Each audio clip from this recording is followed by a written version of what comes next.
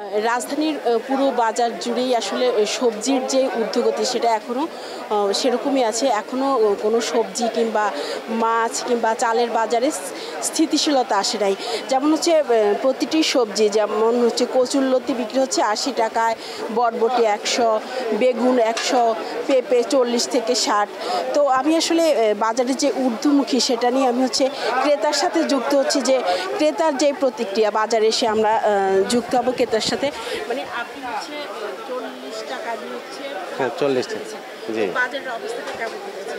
না, একটু চওড়ায়, অনেকটা চওড়ায় আর কি। আমাদের মধ্যবিত্তের জন্য এটা আসলে একটু অনেক কষ্টের ব্যাপার হয়ে দাঁড়িয়েছে।